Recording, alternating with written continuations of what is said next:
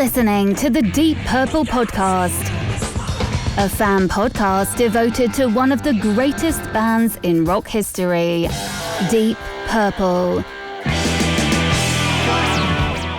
Your hosts, Nate and John, cover their shared history with the band, discover new music together, and cover the farthest reaches of the Deep Purple family tree and beyond.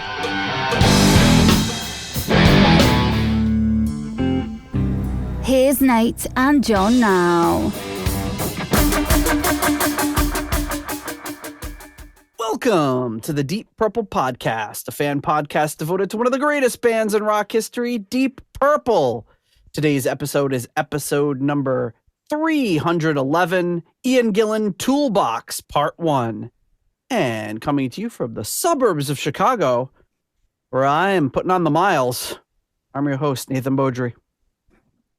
And coming to you from the suburbs of Providence, I'm your co-host, John. My back is freaking killing me, Matola. And from the outskirts of Massachusetts. Well, kind of in Massachusetts, I guess. I was going to say Boston, then I was going to say Foxborough. But yeah, the inskirts of, there you go, thank you. Inskirts of Massachusetts. I am Rich. Is your face hurt? Shaler. Oh, does your face hurt? I'm asking John. He said his back is killing him. Oh. Your face hurt? Yeah, it's killing me. Yeah, killing me. Hey. No, it's what's that? It's just some jazz. It's gone now. All right. Except if you listen to the audio feed, in which case it's still going. Okay. Well, if you're playing sound clips, I can't hear them. Okay. I'm not. Oh, okay. Yeah, so my back's freaking killing me. Nate? No, yeah. I got old. that. Everything is killing me. Yeah, I did crisscross across the city like 5 times today because trying to get my car windshield fixed and the place couldn't do it, and I have to go to the dealership, and I had to just a day of having a bunch of stuff I was going to do and doing absolutely none of it. So I'm ready to talk about Ian Gillan. You guys don't have those free insurance windshields there? Free insurance windshields? Yeah, like in Mass, it's part of your insurance. It's doesn't cost you anything. The insurance just covers it automatically, and so they send out the little vans with the windshield replacements. And no, we have use your deductible windshields. Oh yeah, no, ours are part of the comprehensive, automatically covered. Yeah, all glass is automatically covered. Wow, that must be nice. Well, yeah, actually, I've definitely got my use out of it over the years.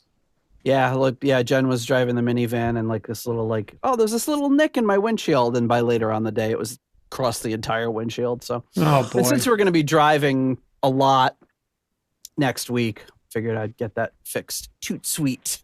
Yeah, Julie came in the other day. She's like, "Hey, my windshield's dirty," so I just hit it with a hammer. Got a new one.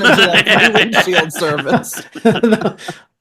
Guy came out in the little van. All right. There's a nice new clean one for you, Mr. Shaylor. Oh, man, a bird crapped on windshield. Well, get the hammer. A bowling ball just happened to slip out of my hands.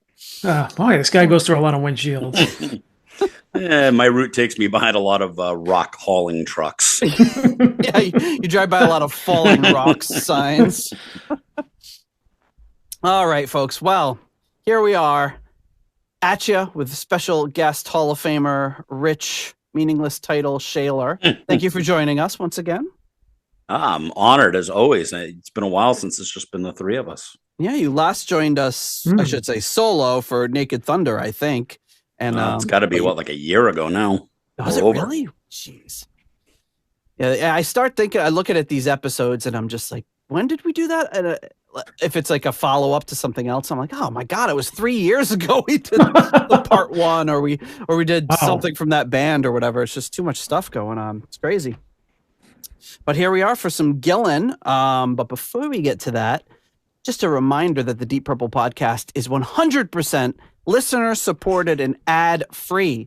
So if you receive some value from our show and you want to help us keep the lights on, please consider supporting us a number of ways, all in the show notes, not the least of which is become a patron on Patreon or on PayPal for as little as $1 a month.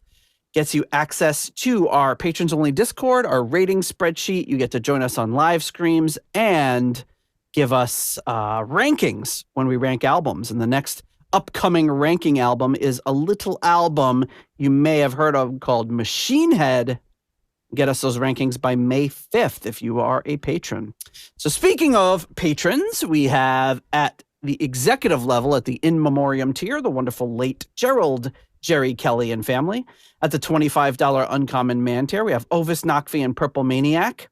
At the 15 Squid tier, we have Alan. At the 10-pound Good Doctor tier, we have Dr. Mike Catan.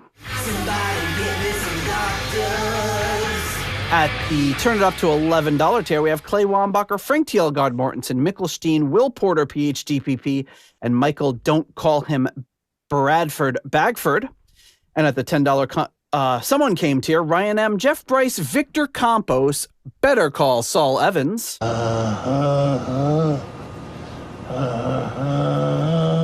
And Peter from Illinois. And at the Deep Thoughts by John Matola tier, the one and only Fielding Fowler.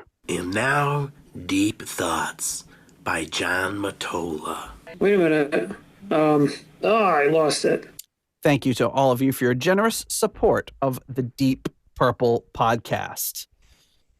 All right, here we have it. Gillan, Toolbox. Who wants to go first? What do you know about this album? What's your memories? I don't know if you can see that. I mean, I guess I can go first because I don't think I have any. so you just went. Insightful. Yeah. I want to say you could probably just copy and paste my memories of Naked Thunder because I think they're along the same lines. I do remember that I think mine is a digipack version. It's like a cardboard with a slipcase and. Oh, really? Yeah. So it's probably an import. Big surprise. I also think like Naked Thunder, it wasn't released in the US initially. And then I think I got it.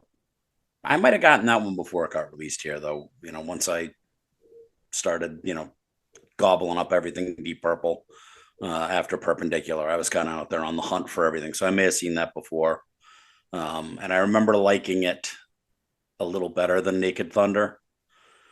But both of them, I pale in comparison to any of the live versions and or re-recorded versions he's done, I think. Like, so some of the songs are there, but I don't love the production on some of them or the actual versions. Yeah, this one I remember picking up at the same HMV in Boston that I picked up the Deep Purple Gemini Suite version and seeing it. And once again, not really. At that point I bought this, I probably didn't know what the difference was between Ian Gillan Band, and Gillan. I just thought it was all kind of a continuation of the same. So the one thing I remember about this album is thinking it was a little heavier than I was expecting, probably because I was previously listening to more Ian Gillan Band at that point. So I wasn't expecting it to be quite as guitar forward and heavy. And I don't think there's any keyboards on this at all on this album. So that Gillan logo on the front there screams Ian Gillan. Right, it's funny. It's the Gillan Band logo to further confuse things on the cover of this album. Yeah, so that's kind of it. I was looking for some information about it, so I pulled up which is slowly losing relevance here, the Ian Gillan Child in Time book, which came out in 1993, which I remember reading probably shortly after that and being like, oh, this is great. And, it just leads up to everything. But basically, it goes through Naked Thunder, and then the next chapter is talking about reforming Deep Purple. So he doesn't even talk about Toolbox in this. And the last chapter talking about reforming Deep Purple is not even 2 pages long. It just ends with, it talks about doing the album with the band getting back together, and it says, anyway, it's done now, and the battle rages on. It's Deep Purple's 25th anniversary in 1993. I'm proud to be asked about it. When asked by journalists, Ian, do you think you'll be spending the rest of your life in the shadow of Deep Purple? I reply wickedly, no. I plan to spend it bathed in the sunshine of Deep Purple. Well, he ended up being right. Turned out to be true, but it's just funny that his autobiography is missing so much now. What's the over 30 years? What's the title of that chapter? Here we go again. Wait for the Ricochet 2. So yeah, all of the chapters are named after the previous chapter. You'd better bow your head, all named after lines from Child in Time. So I can take my bookmark out of this one. I'm pretty much done with that book for reference purposes of the show. I don't think there's anything else we haven't covered. So, is Repo Depot in between these two, or is it after this one?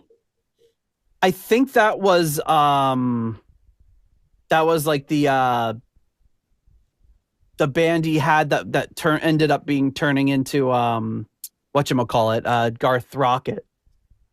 I think he called it like Repo Depot at some point, but then they changed it to Ian Gillan. So it was like this weird thing where he was like Garth Rocket, but everyone knew it was Ian Gillan. As far as I recall.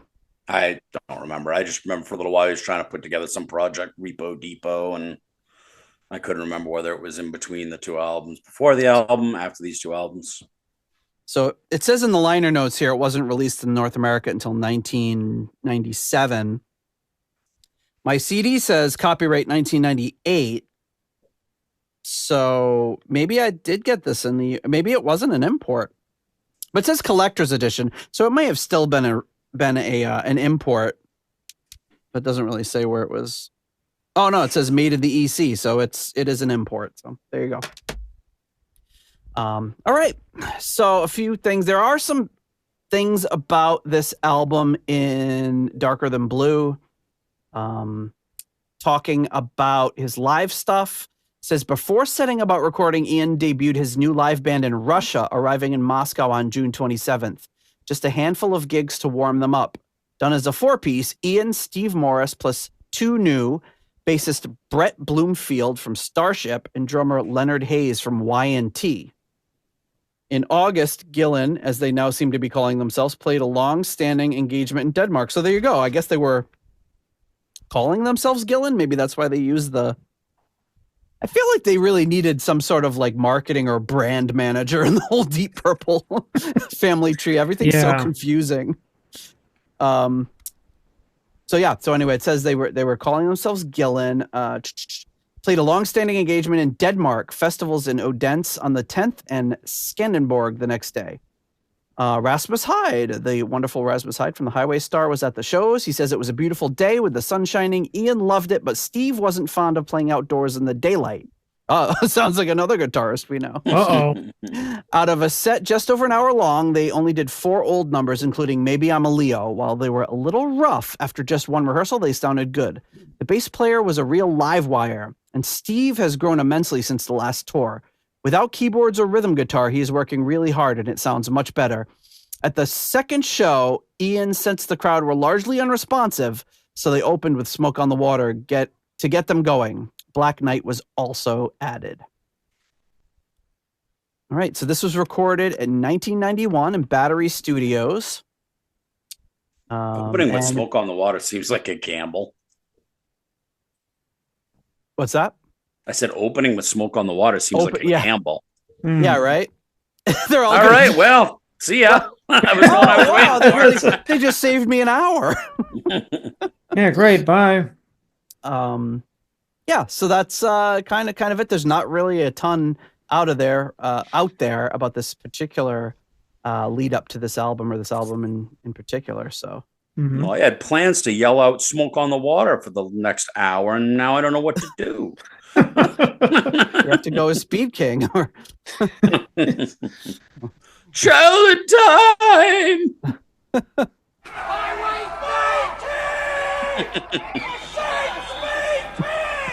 Guy sounds so Dixie angry. Dregs. Oh, right, Steve Morris, not Steve Morse. Dixie Dregs. I mean, that guy really is like, he's demanding it. You can see him like just spit flying out of his mouth. He's all frothed up. It's like he's had enough. He's had enough of them not playing speaker. All right, so here we go with the album art here.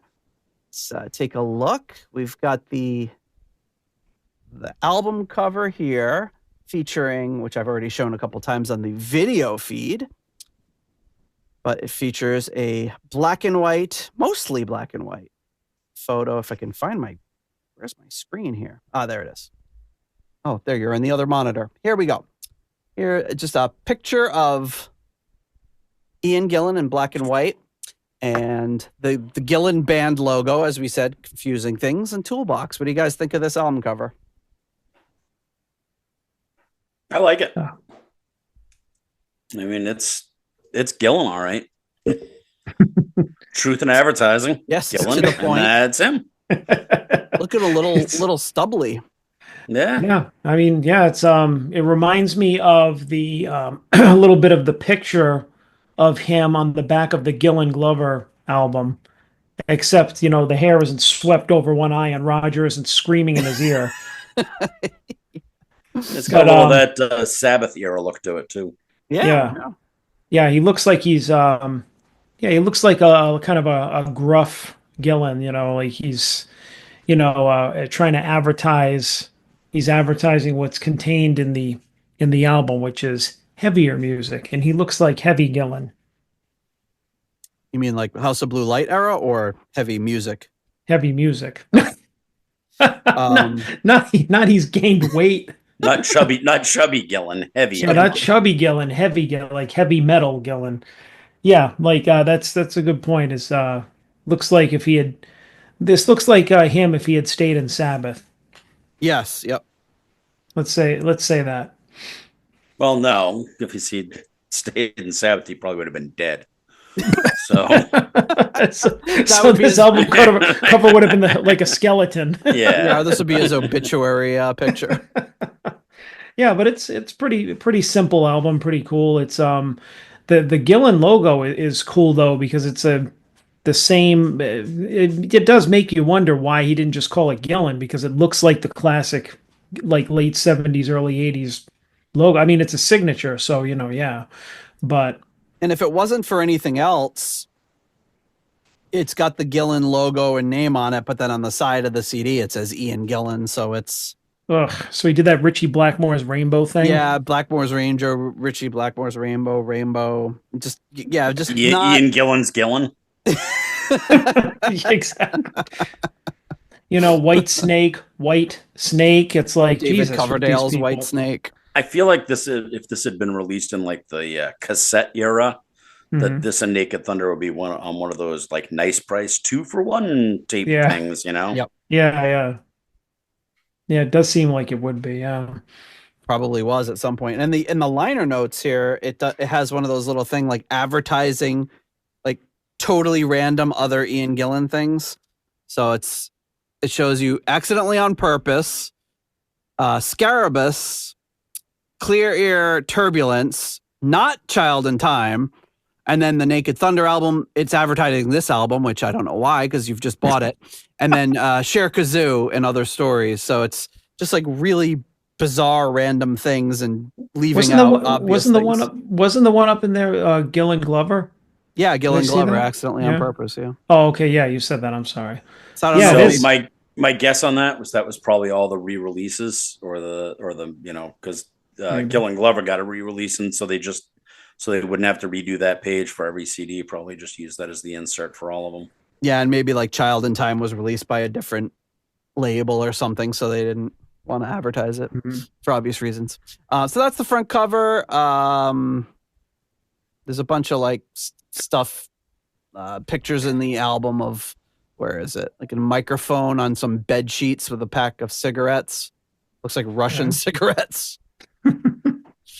And then the back cover. Is that Russian for emphysema? It might be. Yeah, and the back cover of the album is literally just like you're looking at the back of Gillan, just a big clump of hair. It's kind of disturbing, actually. I don't know. That's just it.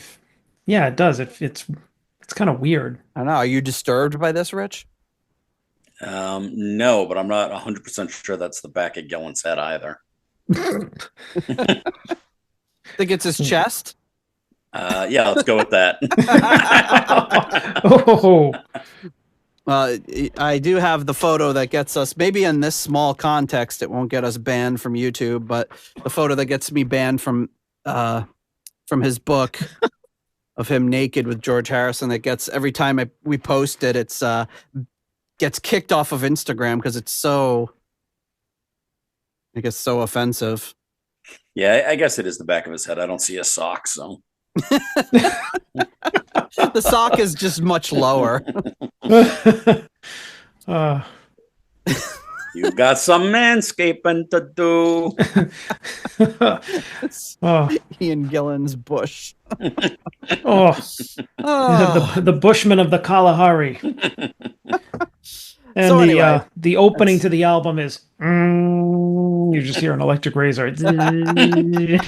Oh, that was a razor sound. Wow, Rich, you're too quick for me. I should have known.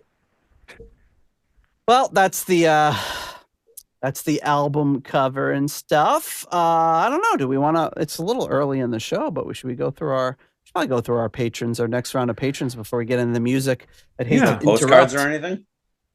I don't have anything this week.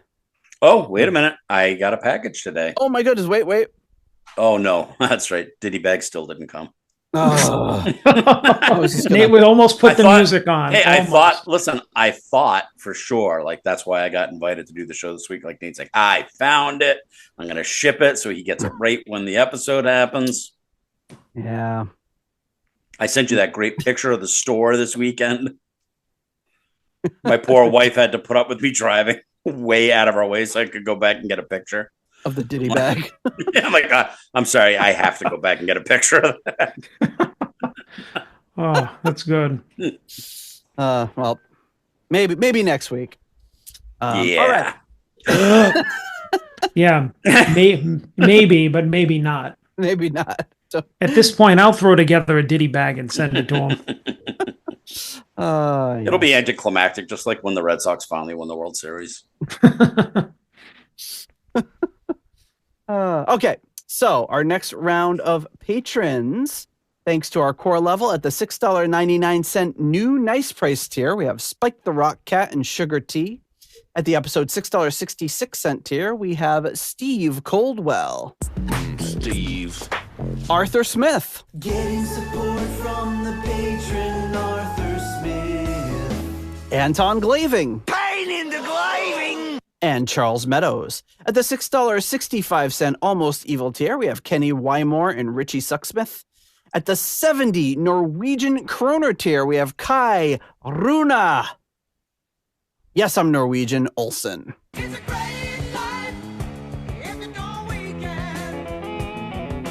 At the $5.99 The Nice Price tier, Robert Smith and Carl Hellberg. At the 60 kroner Scandinavian Nights tier, we have DJ Knut Morten Johansson.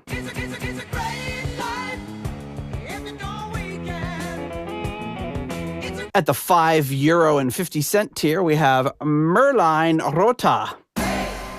At the $5 moneylender tier, John Convery, German Heindel, Adrian Hernandez, Jesper Alman, Alexi the Perfect Stranger Slepikoff, Kev Roberts, Percival Frequency, Scott Zern, Cynthia Doobie, Raf Calf. My Czechoslovakian is not so good. Coyote Bongwater. John Maselli.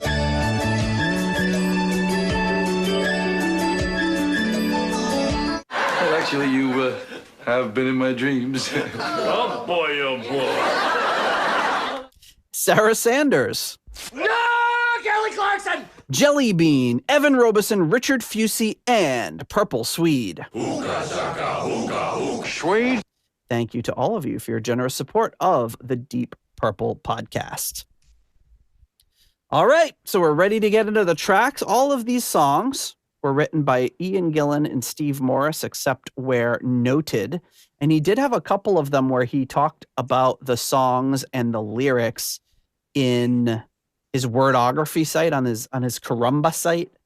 But only a couple of the tracks, so I'll get to those when I get to them, because his description of what the song means usually leaves you with more questions than answers. Are we ready to get into the tracks? Sure. Let's do it. All right. The album opener, Hang Me Out to Dry.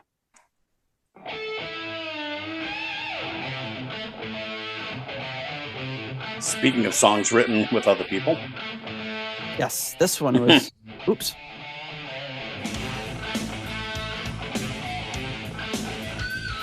Sorry, my compressor was on. Yeah, this one was written with Leslie West of Mountain.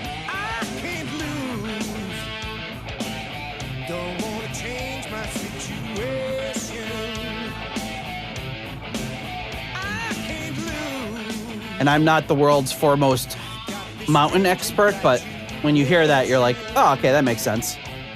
Yeah, I was going to say the same thing. I don't know what about it makes me think that, but yeah. So, of course, now I'm going the opposite way, but on Whoosh, there's an album where he reuses that bridge that he just sang that. Oh, yeah. And of course, we won't be able to think of what song it is because we're listening. No, I'm not even going to try. Yeah, it's not worth it.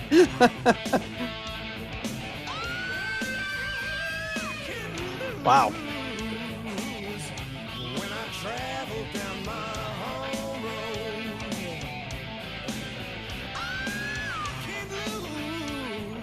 All right.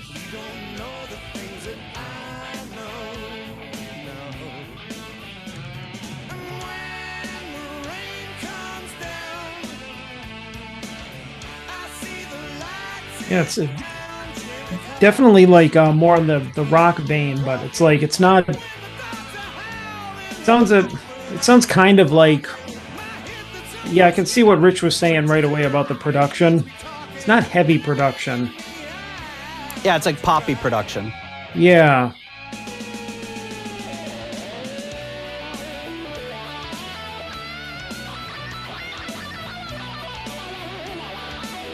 It's funny. Except for it that was, guitar solo. but it was produced by Chris Sangarides, who has no shortage of heavy bands in his catalog. But yeah, I guess he also worked with a lot of pop too.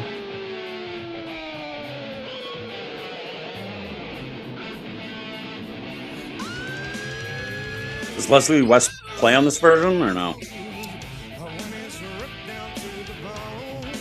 That's a good question. I know he does do a version of it. I think he does the version on Gillan's In with him. Oh, yeah.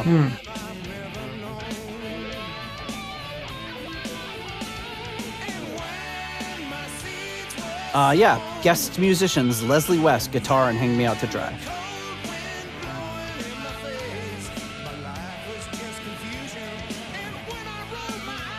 I've never understood the worship of Leslie West. He just doesn't do it for me. I don't know enough. I mean, I know Mississippi Queen. Yeah, I mean, I know I've listened to it just because people are like, "Oh my God, Leslie West," and I don't know. I don't really. And everyone talks about the tone of his guitar. I actually don't like it. I usually think it's muddy. And he opened for Purple on a few shows. Oh yeah, yeah. He's riding around on his Lark. For real. That was really his diabetes had gotten. Oh yeah, where he had to be sitting down and. Really nice guy. I got to talk to him. He was a super nice guy, but just I don't know the live sound that he was just muddy and loud. Yeah, it's one of those bands that I definitely have a blank spot in my my rock knowledge, but I have no idea really about. I'm sure there's like 5 songs you could play for me and be like, I never realized were even them, but. I mean, you know, some bands like do it for you, and some you just never, right. you never latch onto for some reason. That was one of them for me too. He seems to be one of those musicians, though, that like he's a musician's musician. Like a lot of you know, people are like, oh my God, his tone or his, you know, the way he does that. It just never registered with me, I guess. We're not good enough to get him. That very well could be it in my case. Yeah. All right. Well, I haven't even loaded up my spreadsheet yet, but what do you guys, who wants to go first with ranking Hang Me Out to Dry? John. I think, no, right. I was going to say, our illustrious guest could go first, but seeing I know as you that were. That's why I beat you to it. illustrious guest wants me to go first. Our illustrious co-host can go first. The guest punted. Punt.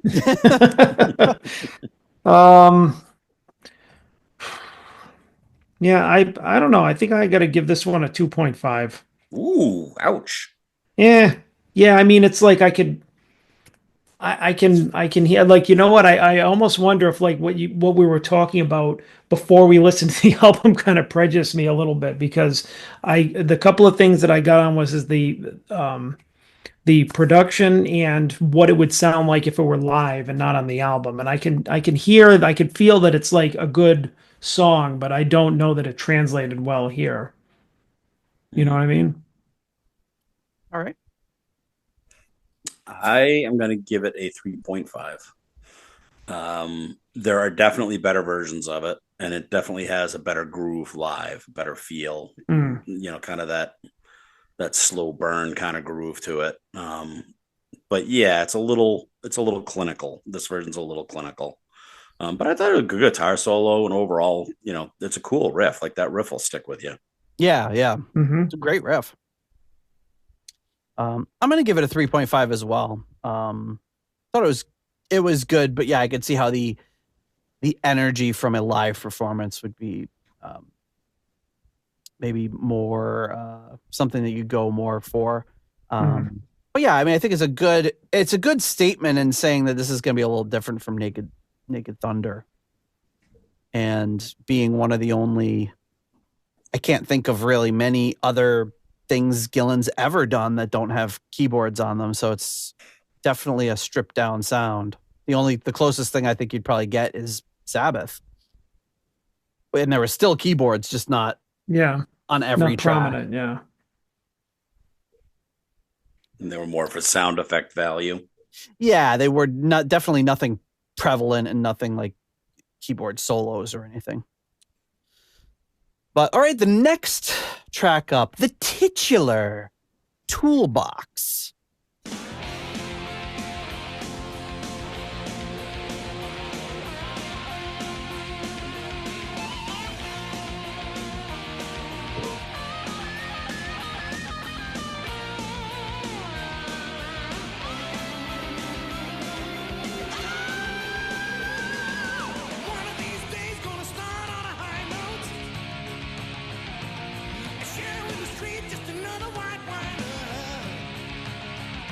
Definitely a lot of people saying that this is one of his last truly great vocal performances on this album. This album, I should say. So far, we've heard some great screams. Yeah. Oh yeah, very clean.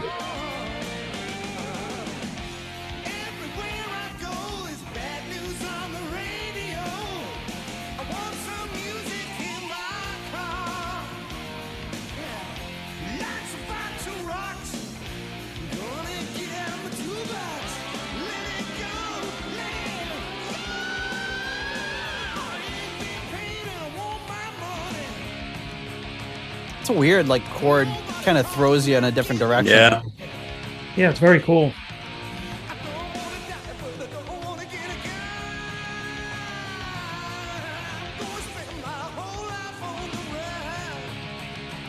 Yeah, you expect it to go up to the ba-da-da-da-da-da.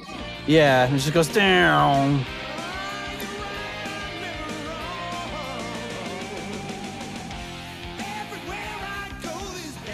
Oh, heard some really good bass in the background there, but it's kind of lost through most of the song.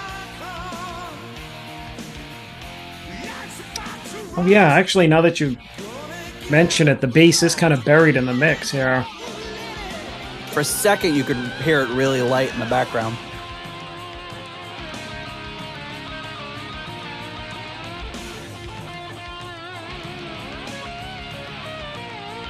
This is obviously another rhythm guitar track under that, but it's weird that they put the bass so low when it's such a stripped down band. Mm.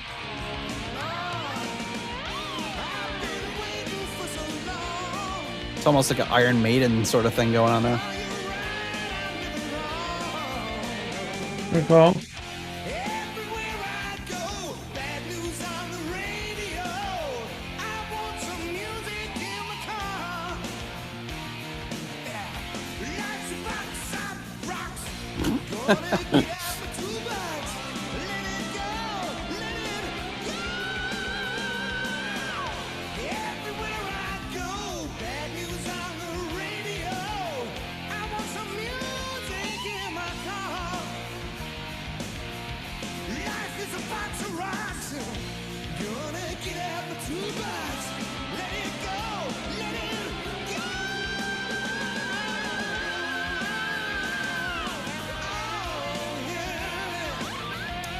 Life's a box of rocks. So let it go.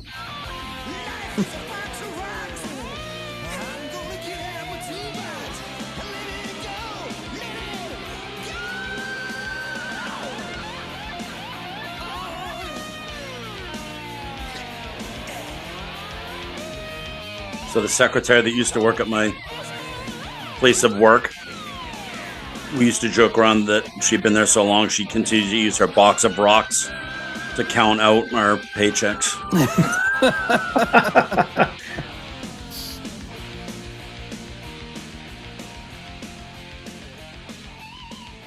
I'm an unexpected fade out there. It's another one. Life's a box of rocks. Gonna get out my toolbox. Some weird lyrics. Well, it is Gillan. Yeah, I mean, wouldn't expect anything less, but Getting busy as a bee can be. Says I ain't been paid and I want my money, so maybe they are counting out his paycheck. The box of rocks. Says I don't want to die, but I don't gotta get my gun. Weird. Another one of your weird songs. All right, gentlemen, who wants to go first? You. All right. Rich is choosing tonight. Punt.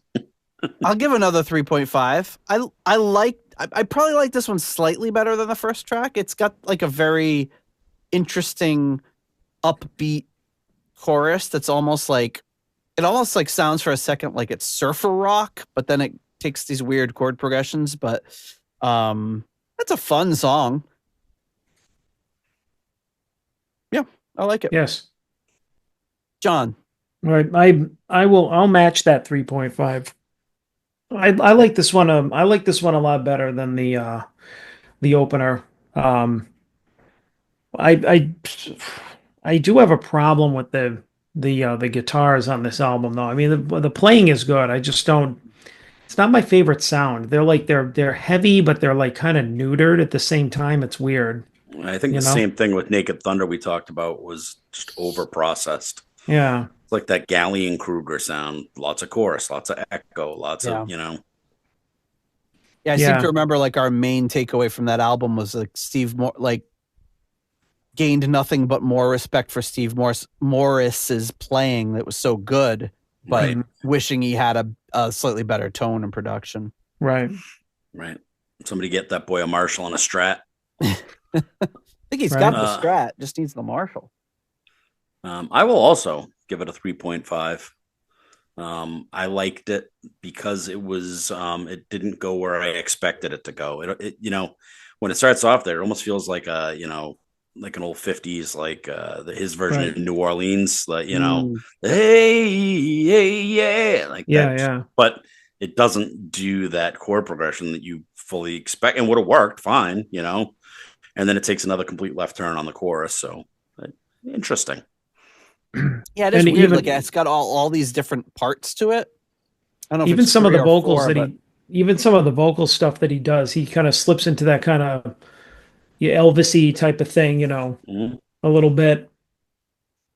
And it was nice to hear him scream a little.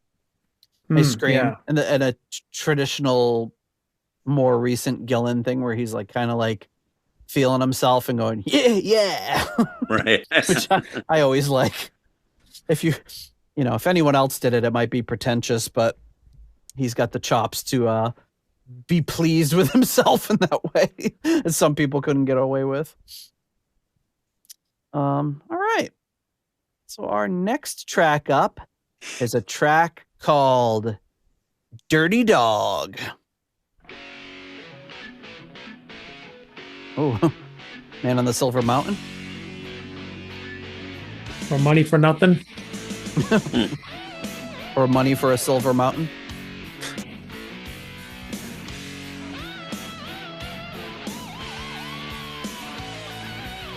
Like a wheel, like a roll, like a feel. Oh, now it's like got that like a Sabbath feel to it. There he goes again. Yeah.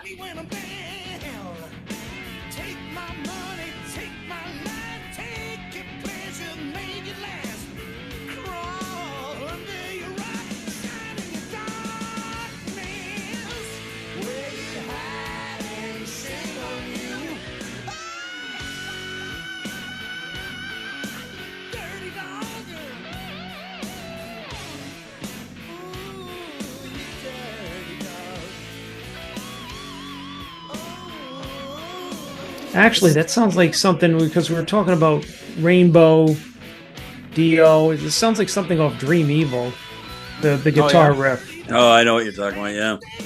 Yeah, maybe Sunshine Superman. Yeah, that's it. Yeah.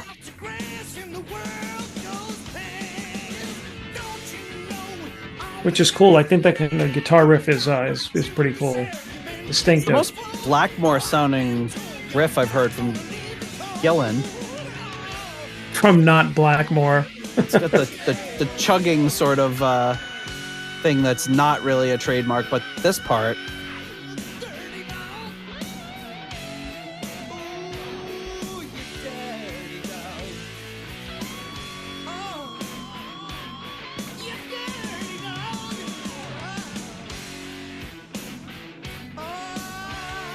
What Purple song does he say that? No, he doesn't say that in a Purple song. In one of his solo albums, "You Dirty Dog." Yeah, it's this I think one. It's a Cher Kazoo. Besides this one. Oh, you didn't say that. You have to be more specific. Yeah, come on, man. I'm You need to Mr. learn how to Pedantic. communicate. No, it was like off Clear Air Turbulence. You dirty dog. Yeah, it is Clear Air Turbulence. Right? Yep.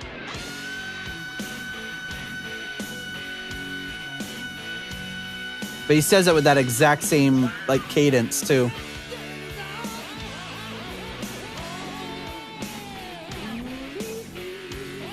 Woo-hoo.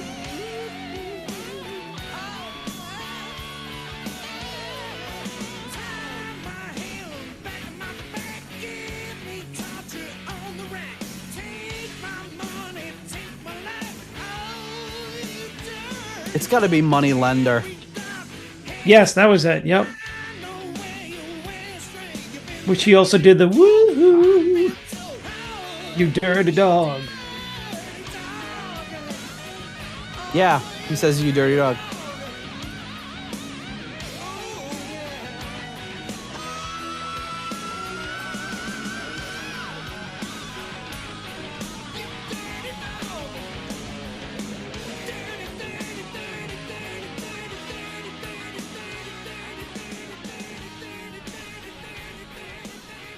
I think he's dirty. Does he stop? No, he said dog right at the end. I was going to wonder if you just... How long did he go on in the studio before they let him stop? I'm going to rewrite this one and make it Diddy Bag. Diddy bag. You diddy bag. No, I think it's my turn to go first. All right, fair is fair. I really don't want to, but kind of between a 2.5 and a 3, but because it's Gillan, I'm going to make it a 3. All right. I feel like I liked the riff and I liked the verse, but I feel like the chorus was like half baked. Just the scream was put in there, which I love, but it wasn't serving the song. It was just there to fill space, I felt like. So he wouldn't have to write more words than dirty dog. Maybe another melody line and some words would have helped the chorus, but I don't know. Yeah, I just felt like that part of it was a little half baked, but overall not a bad song, and that riff kind of carries it. So yeah. All right, John. So I really liked this one. I'll give it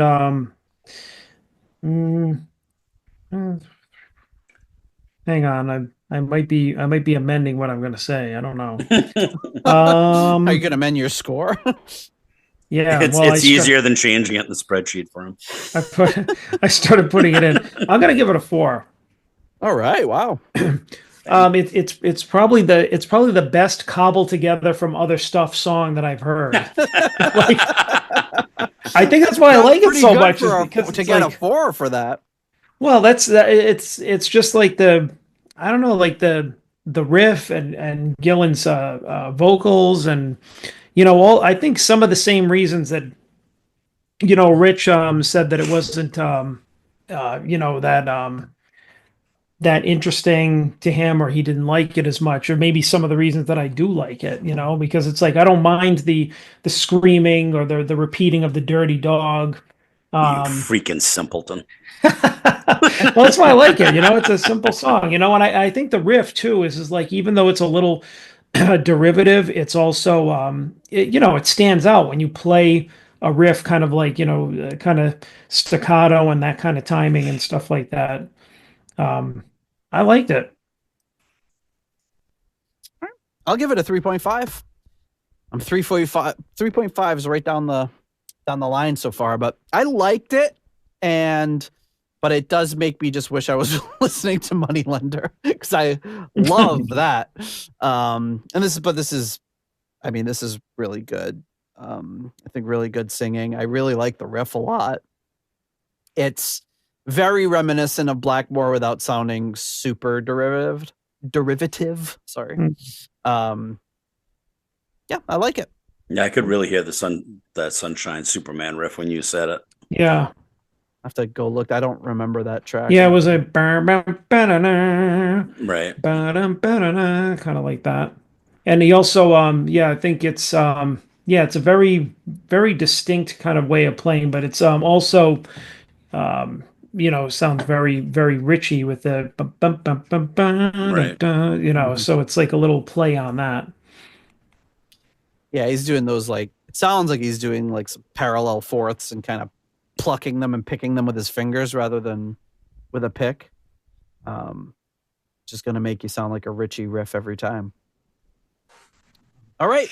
The next song up, I'm not sure if it's a song or if it's a new mobile game. It's called Candy Horizon.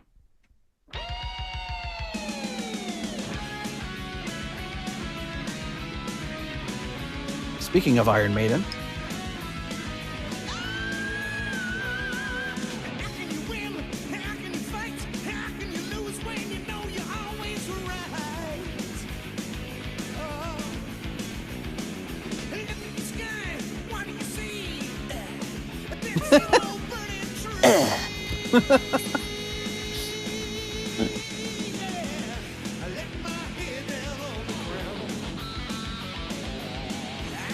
That was a nice tone on that one. No, actually, I think there's really nothing wrong with his lead tones. It's all it's like the rhythms. Yeah.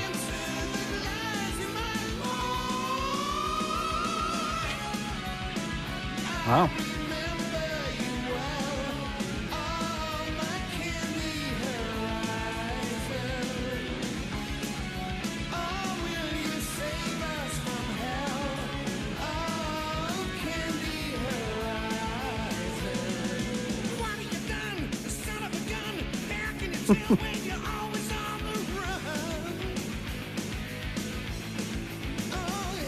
Yeah, it's a great chord progression in the verse here. Really heavy.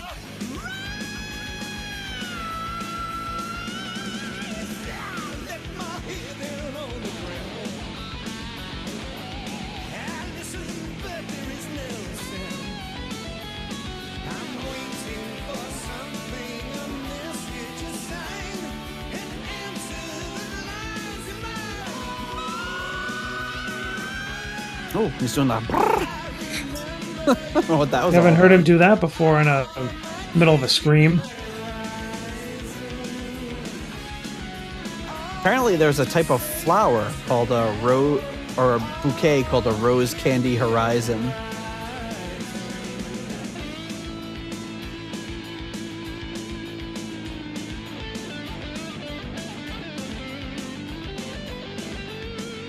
It's that bass, that plucking sound.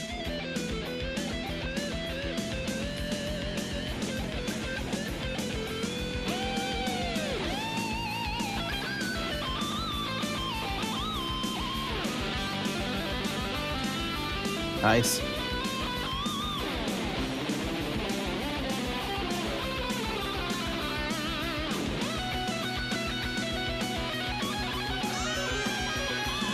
That's a great solo.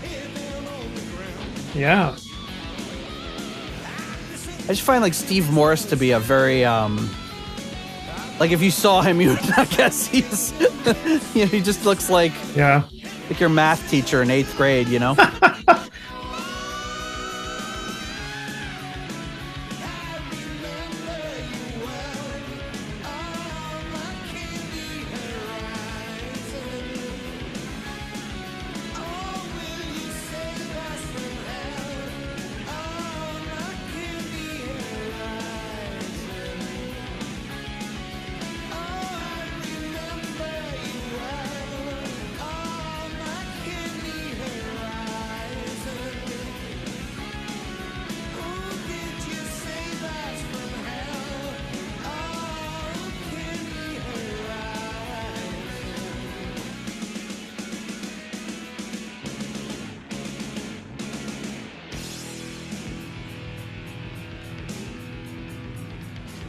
Jeez.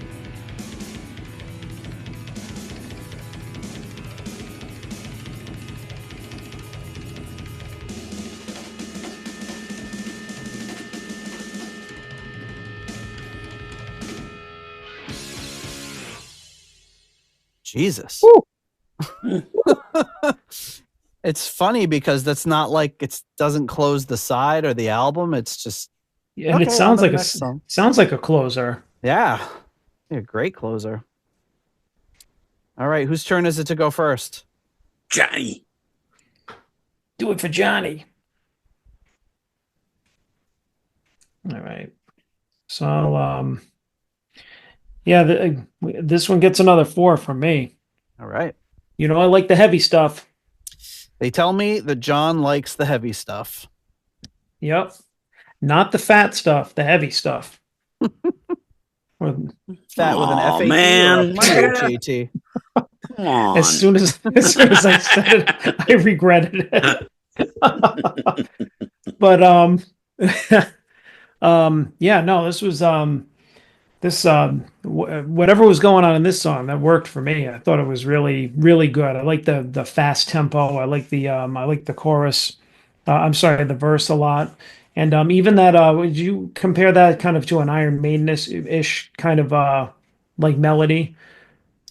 I think the kind of dual lead guitars makes me, as somebody who is not very well versed in Iron Maiden, it makes me think of Iron Maiden. But it was definitely like a cool melody. And I mean, I love how he's using his higher register throughout this album. Like when he wants to go a certain way, he'll just lean all the way into it. He's like, well, I'm not going to be heavy on this album. I'm going to do some more experimental stuff. So you're not going to hear a lot of screams, maybe like a little bit, like maybe one, maybe half of one. And then when he wants to go all out, he's like, all right, I'm just going to scream in every song. And it's like, it's great. I love it. Maybe the next song is going to come in real low. I feel like he could have benefited from Saturday Night Live doing a follow-up sketch to the cowbell sketch for the scream sketch. More screams. More screams. Got a fever. More screams. Bruce Dickinson. Or that cowbell guy I sent you, John. The lead singer cowbell guy. When was it?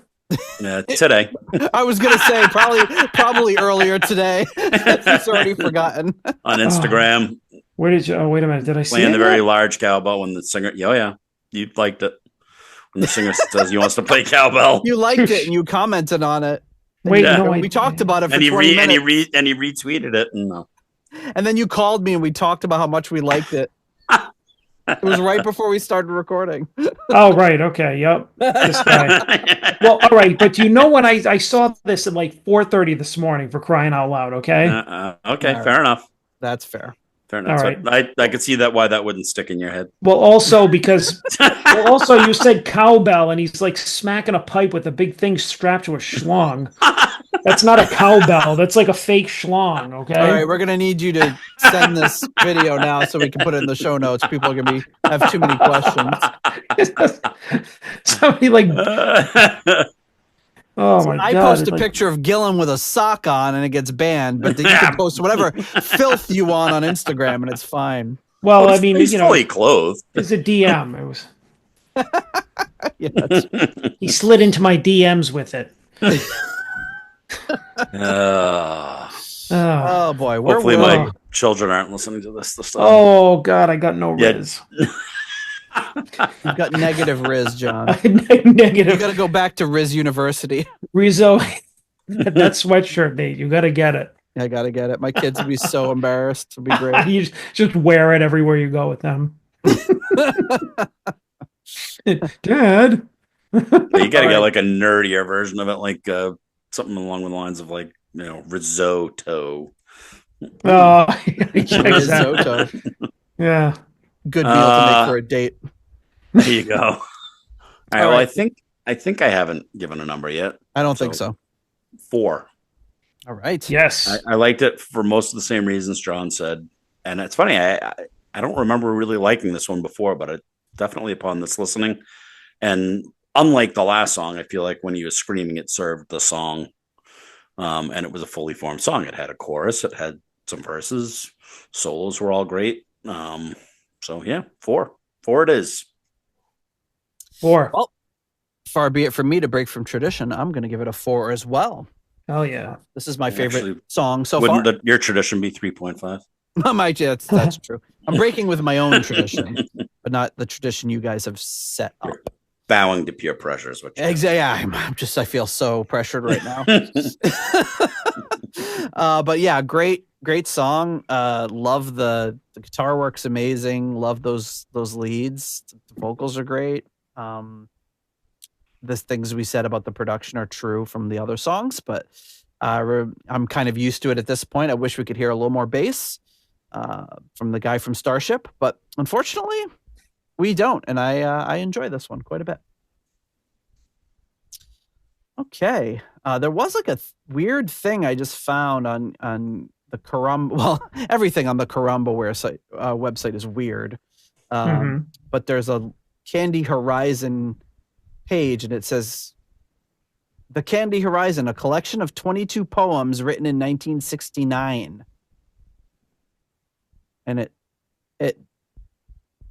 it's an Ian Gillan thing, and it says, "To comment 1, actually you're right, the ceiling isn't white at all. In fact, the sun goes round the earth, and jollity and mirth should be frowned upon. And, yes, comrade, I earn too much as well." I don't know what that means. And then there's some more stuff too, but it's also weird. It says, and it ends with long-haired campus teeny kids. Whatever are they thinking? They're supposed to learn to read and write. Now how the world is stinking. Written on Monday, June 2nd, 1969. By who? Ian?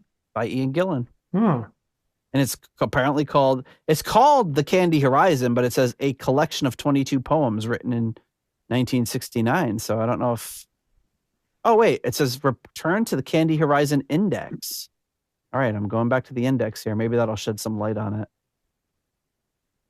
Oh. There's a bunch of them. It says the Candy Horizon. And there's this tiny, tiny picture. Like if you find all websites, the pictures are all like 200 pixels wide. You can't even see what they are. Yeah, it's from 1 to 22. All these different poems. Oh, and one of the poems is called Grab Splatter, which is, of course, the name of a... This was written on 30th of May, 1969, before he joined Deep Purple. Huh. So Grab Splatter, of course, a working title for a Deep Purple song. So, Oh, weird. Another one of those weird things. Interesting stuff. Yeah. I think it's included there to prove that not everything Ian Gillan does is gold. He's just like, here's some crap I scribbled on a napkin in 1969. Eat it up, fools. Okay. So the next track up is the second to last track that we'll cover today. This one's called Don't Hold Me Back. That sure sounds like a synth. Well, maybe with some weird guitar effect. Ooh.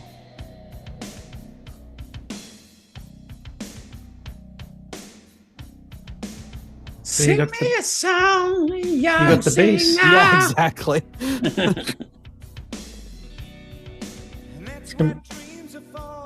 I was going to say had Sabbath vibes in the beginning there. Now it sounds like that Chris Isaak song. With the I guitar was just going to say. Well,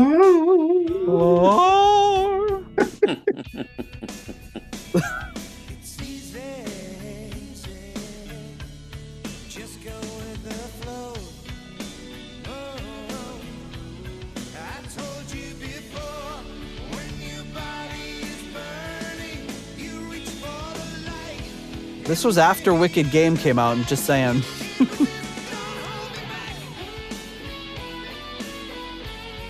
well, we do know he was ripping some things off from himself. It'd be great if he had a video. He's like, that dirty dog. Call up that chick from the Chris Isaak video. I want to make that video too.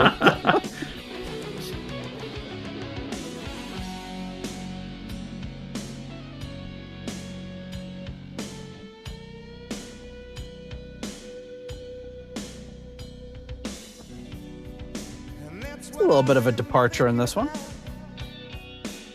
You know, I don't remember this one at all. That makes. I haven't listened to this album a ton, but I don't remember it either. But I gotta say, I'm really liking it. I kind of like his delivery on this. He did the Perfect Strangers thing.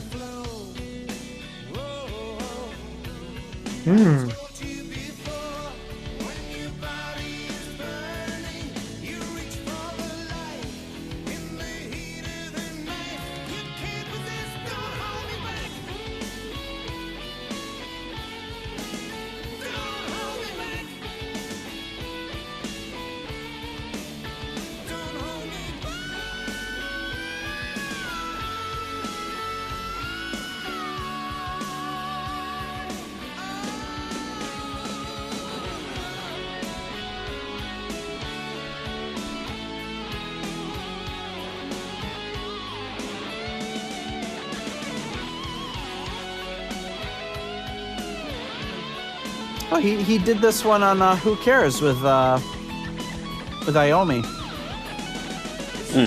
Did he? I don't remember from that either. Is it on Gillan's End too, or? I don't see it. It must be. Who Cares? It's probably on everything. Apparently, It was because I know that Who Cares thing was put together with little bits and pieces from all over. Yeah.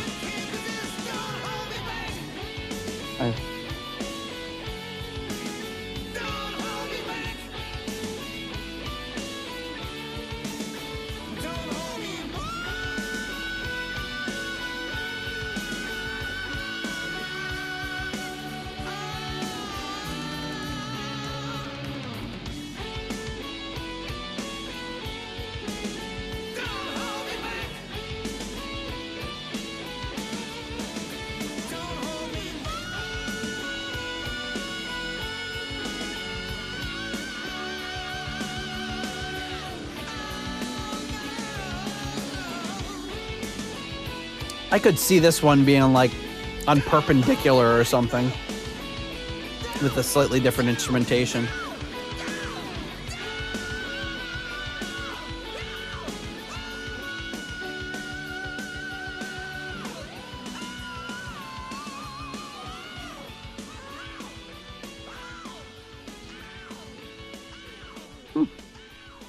Going nuts. Sure He's going is. like Born Again nuts.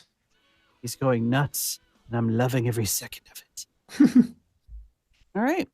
Is it my turn to go first? I think so. I think I'm going to give this one a 4.5. I really dug that one, which is weird. So I don't. It's the first one that really sounds like I've never heard it before. So, and I've heard it at least on those two albums, if not more. So I don't know why it didn't jump out at me before. Maybe it's just something about it I liked those times, and it's that repetition of hearing it again. I don't know, but I really like it.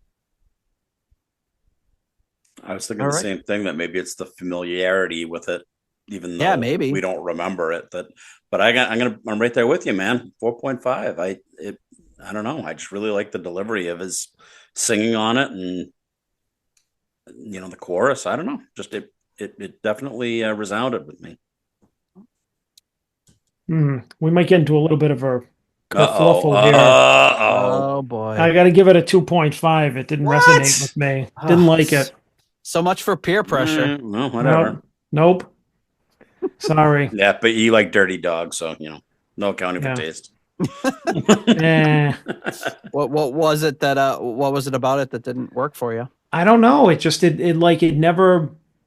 I mean, I wanted to like it the way I like the way it started off. I'm like, okay, we're getting to some moody, piece here and everything. But I just feel, I don't know. It didn't feel very. I don't think it sounded very cohesive. Like I really couldn't latch on to anything. I think there were just too many different, too many parts, and I just couldn't really. I didn't grab onto like a melody or a hook or something that I really liked. It didn't flow. I also feel like if I heard a version of this, of just like an acoustic version of this, it would work. Sure. Yeah, whatever. Just oh, whatever you say, Rich. If I agree with you, you just shut the hell up. So is this the exact version that's on Who Cares, or did they re-record it? I don't know. I'm definitely gonna hunt it down though. Yeah, it's probably this. I don't know. Were those all re-record? Well, yeah, because some of it was stolen from Gillan's Zen. Yeah, so this is probably just. But it's not, that song is not on Gillan's Zen, so it must be this exact one. Yeah. Maybe not. Maybe they redid it. Yeah. Well, this is my new favorite track from this album. I think it's a great 1-2 punch of Candy Horizon into this one. But John doesn't. No, I don't know. I don't know why. I wish I could see in it what you guys do. Maybe I need to give it some more listens. Give it some more listens and report back. Will do. Well, you've heard of Pictures of Home. You've heard of Pictures of You. This one's called Pictures of Hell.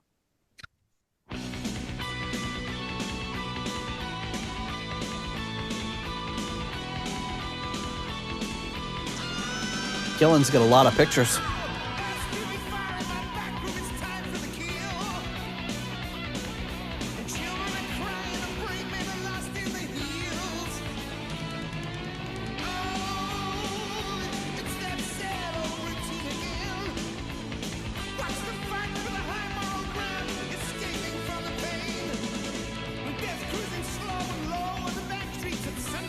I love what he's doing with those two guitars in the background.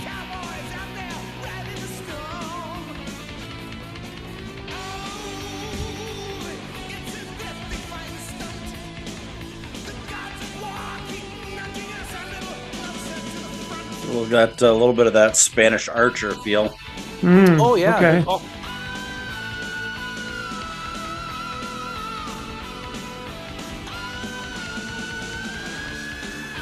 Oof.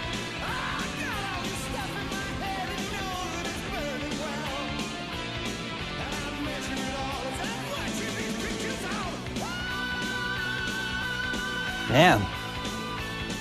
He's hitting some real top of register notes on this one.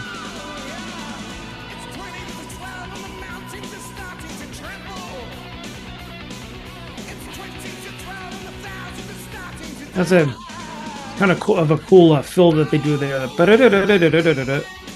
Yeah.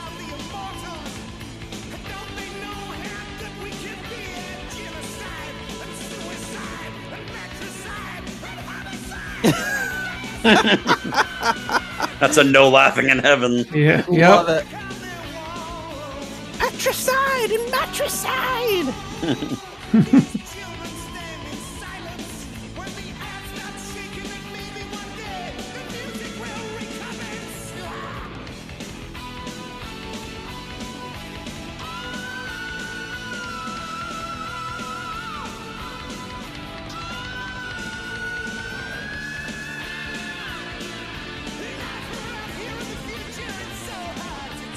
Oh, the bass you could really make. That was a right nice there. little. Yeah, that was a nice For run. a second.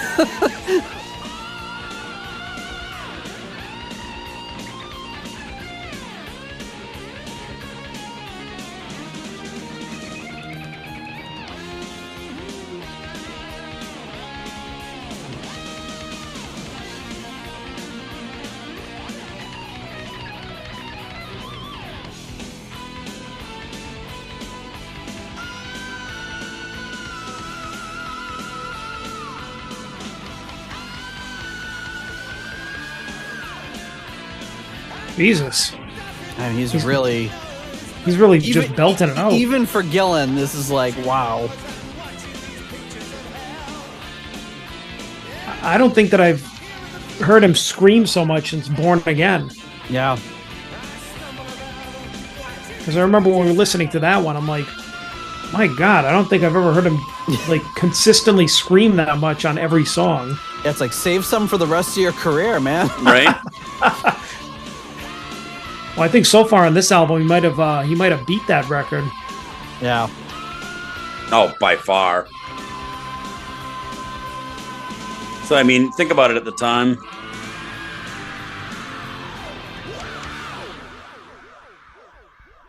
I just didn't want to miss that ending. That was an cool insane effect on the end, yeah. You know, at the time, this would have been, you know, Deep Purple would have been Slaves and Masters, and you got that coming up against it. I mean, I think I got to give it to Gillan. Yeah, I think he's just kind of like, well, fuck you. Listen to Like this. he's, you know, he's keeping true to his rock roots, where, you know, Purple was trying to polish a turd. Well, yeah, they were like went way in the poppier direction with that album. And it's like if you compare the two of these, like this one is definitely the heavier one. Yep. All right. Who wants to go first on Pictures of Hell? I'll go. Pictures of Hell. So strangely, another one I really don't remember that well. I mean, maybe I just didn't listen to this album now as much as I thought I did, but I definitely haven't listened to it since. It's not on Spotify. It's nowhere handy. My CD is buried somewhere, so I really don't have any access to it at this point. But that one, I also really liked that one. I'm going to give it a 4. All right. John? Mm-hmm. Who, me? Yes. Who, little old me? John Melatonin Matola. Get out of here. Get out of here. I'll give it a 3.5. I thought it was good. A little shy of great, but definitely good. Like yeah, I think even like anybody can agree, like at this point you're just like, geez, how is he singing like that? It's like, what is he like at this point he was like what, 50? 50s, and he was still 40s. Well, either way, still, and like singing like that for most of his career, and like still sounding this good, you know, Right. not tearing up his voice, and being a smoker, right? So, got to give it to him. At least he really didn't drink. Oh wait. But hey, yeah, this definitely had like a really good, like heavy groove to it. It's like, again, the I think it was there are just aspects of the production that just like, you know, really, you know, I wish that they weren't that early 90s production, because I can hear it, you know, all over this album, which is, I mean, yeah, that was maybe that was the style at the time, but I think it would have. I think that's why at the onset you said that a lot of this live or different versions were probably better, because I think that if this were more like a raw a demo style production, less produced, crunchier, would have just put it right up there with the Sabbath stuff that he did. Yeah. I'm on the fence on this one, but I think I'm gonna have to go. I think I'm gonna go with a 4.5. I really liked it. I feel like if it keeps this trajectory, then next week we're gonna hear some of the best songs I've ever heard. It just Then keeps not getting better remembered. and better. That I don't remember for some reason. And like Rich said, I this wasn't one I played a ton. Like I definitely heard it. I heard it a few times, but it's not. Yeah.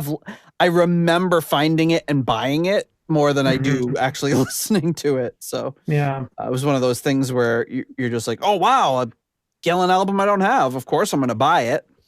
I mean, had I found it in 92 when it came out, I probably would have been more into it. But yeah, good call. Getting it in 98, we're in the middle of Perpendicular and Abandon and the Royal Albert Hall shows.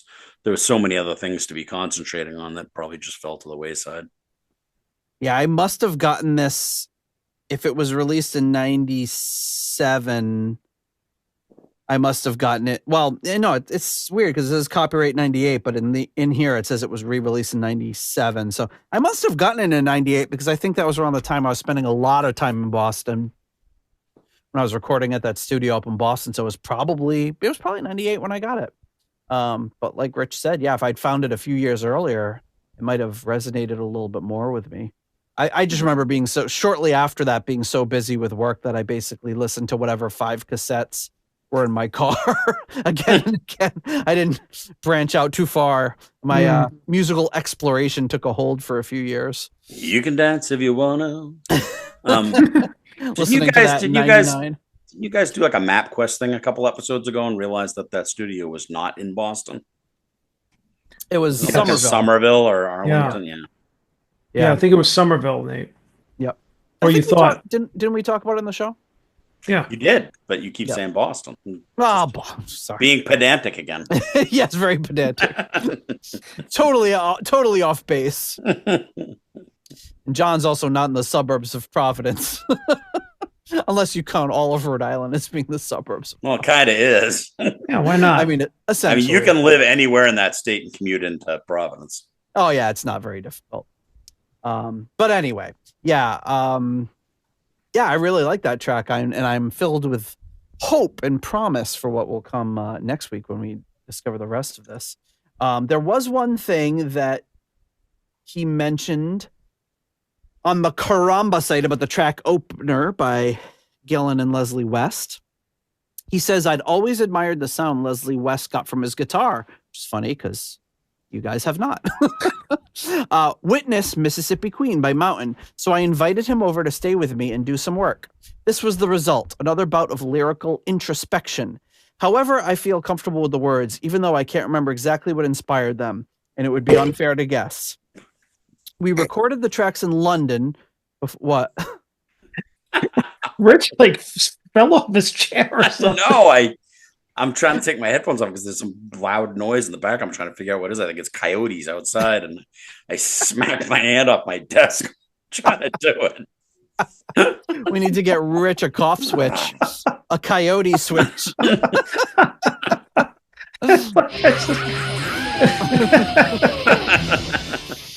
That was too good. I just saw Rich go from here to here. He's like, oh shit. Oh man, I wish I wasn't reading this. I caught it right on the corner. That's smart. Oh, sorry, Nate. No. Come on, guys, let's get serious. Okay. He finishes with, we recorded the tracks in London before Leslie had to go home. For some reason, technical, if I remember rightly, there was a problem with the solo. Consequently, it was replaced by a Steve Morris solo, and everyone was happy with the result.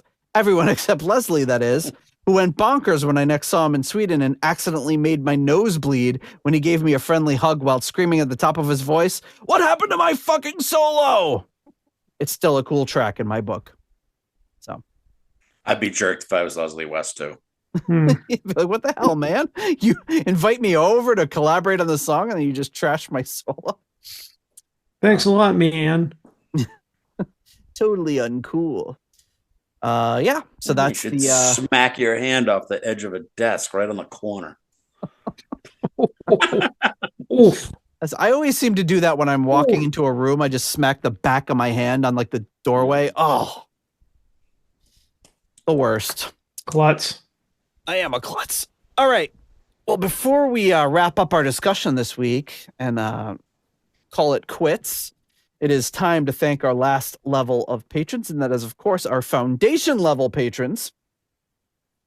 Coming in at the £3.50 Deep Purple New York tier, we have Lord Longford.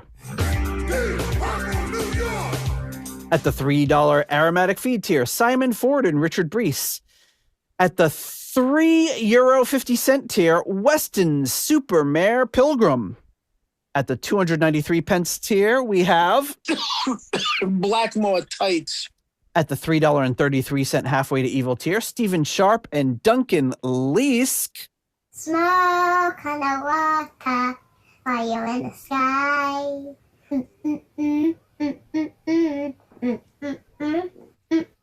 How about Dirty Doug?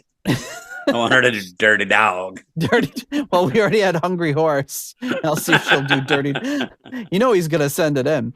At the $3 Nobody's Perfect tier, we have Peter Gardeau. Ian DeRosier.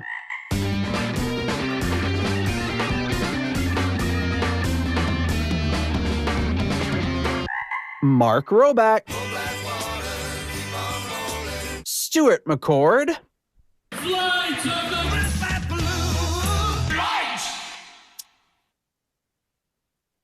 Ivan Fjellbu. And he had a stroke. I lost my place. Runar Simonson. Nate, wake up, wake up. Ruinous Inadequacies, Corey Morissette.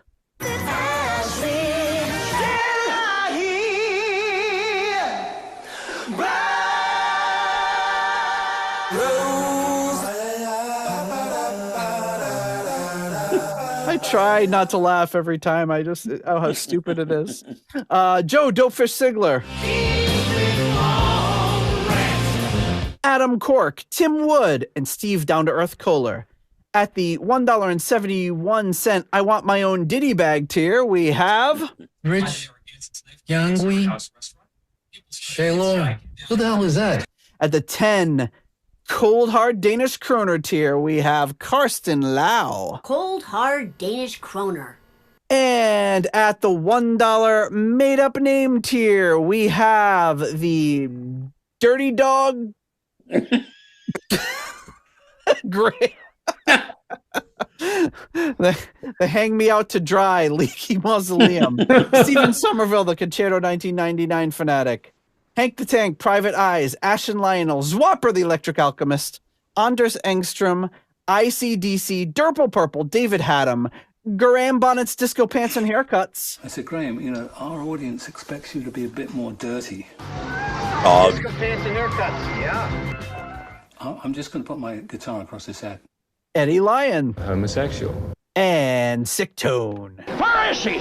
Where is she? She's just about to close up the library. Thank you to all of you for your generous support of the Deep Purple podcast. Did you already explain the library one to me? Oh, so he was talking about how he got all of the Deep Purple albums out of the library. He's like, oh, I got this one at the library, I got that one. So then Roback, right after that episode, sent me that clip. We're going to get out the library. Harvey's a rabbit. Oh, sure, he can do that, but he can't send you a new Mottola clip every week. No, that was Fielding Fowler. Although you delegate that to Mark. Hey, you got to do the clip for Mottola every week for Fielding. Hey, I don't know. No, I didn't say he had to. I just said he would be very good at it. Yeah, I was going to say Roback is good for a few chuckles, so I think we should give him that assignment. That's how you coax him into doing it. Mark, you'd be so good at this. Dude, I mean, there's just nobody that could do it better than you. Well, it is actually true. He's good at that. He does. Yeah. He's a good archivist. Oh, all right. So how are we feeling about the first half of this album? Good. I liked it way better than I remembered. Same. I'm looking forward to yeah. And like you said, you were saying you don't think it's on Spotify? I know it's not because I looked for it the other day to try to remind myself of the album. And I was going to listen to it on YouTube today, and I completely spaced it out. Whoops. Yeah, but it's like not that fun listening to something on YouTube because it's like you have to have, well, depending on what it is, or if you have YouTube, whatever they call it. I do not. Red, so I would get can, like, listen to it. YouTube Plus. Yeah, some things will let you play the video while you're doing other things, but some things won't. So if you're driving, you just want to leave it open, it's fine. But yeah, that's what's great about all of this. Having all of these old CDs is you still have access to them, and some of this stuff would be lost if it weren't for these. I should start selling them on Discogs for $150 a piece. Like some of these things go for, it's insane. No, but I will say that I do keep my eyes open whenever I'm in record shops now. I mean, I look for the records for you guys, but I'll do a quick run through the CDs too, just for that. Like if I see an extra copy, like Share Kazoo or that, or I'll grab it just because I know it's impossible to find. Yeah, totally. Yeah, I would buy another copy of Share Kazoo if I found it. Right? Why not? But yeah, I'm feeling excited about next week to hear the rest of this. Well, I kind of remember at least two of the ones, so I'm not as excited. Are they songs that start with or end with part 1 and part 2? They may. And I'll be honest, I don't really even remember part 2 that well, but I do remember 1, and it's interesting. But I feel like I remember part 2 better, and it's very weird. Yeah.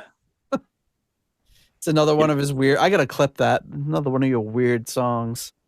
Might have to drink some herbal tea or something before that one. To calm your nerves. Why do you? No, that's just as psychedelic as I get.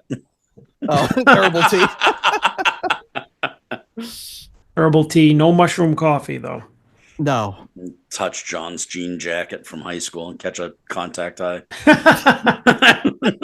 Hey, it's still back there somewhere. I know, it still fits, right? I cannot say the same. You could loan it to some teacher. Don't they all wear? Isn't that like the current teacher uniform at like middle schools and stuff? They all wear the jean jacket now.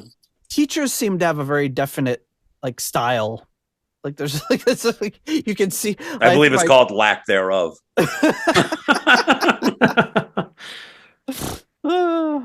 Cozy current. Oh boy! So I was gonna start this episode by saying it's gonna be a shorter one, but I was afraid I'd jinx us. But it turns out it's gonna be a shorter one. But hey, if we did all of this in one go, it would be too long. Yeah, we don't want. Some of these CDs are on the borderline where you could squeeze them into one, but it's dangerous. Yeah, we don't. Besides, then I only get to see you 1 week. Now I get to see you for 2 weeks. Exactly. We're thinking of you. I appreciate that. Thank you. All right, folks. Well, I guess we'll be back with you next week. We dive into part 2 of Ian Gillan Toolbox, the 1991 second solo album, I think, from Ian Gillan. So yeah, let's go with that. Yeah, we'll go with it. Sounds right. All right, gentlemen. I'll catch you next week. All right. Peace out. Easy. If you like the Deep Purple podcast and would like to support the show, please consider joining our Patreon or donating on PayPal. Patrons get full access to the podcast, Discord server, ratings, spreadsheets, and live stream invites. You can also leave us a 5-star review on Apple Podcasts to help new people discover the show. You can follow the show on Blue Sky, Facebook, Instagram, or Threads. You can also check out the website at deeppurplepodcast.com for show notes and more. Contact us via email at John or Nate at deeppurplepodcast.com. Thanks for listening.